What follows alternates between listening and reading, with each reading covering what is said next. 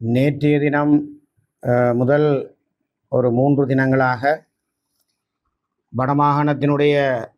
சேவையின் தேவை கருதிய இடமாற்றம் தொடர்பான முறைகேடுகள், அரசியல் பழிவாங்கல்கள் குறித்து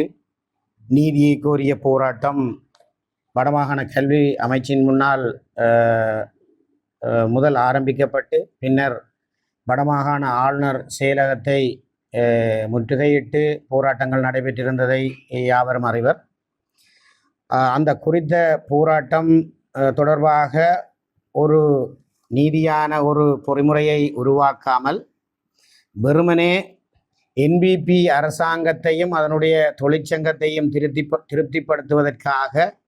வடமாகாண ஆளுநர் செயற்பட்ட விதம் தொடர்பாக தற்பொழுது உலகமே அறிந்திருக்கின்ற நிலை காணப்படுகிறது.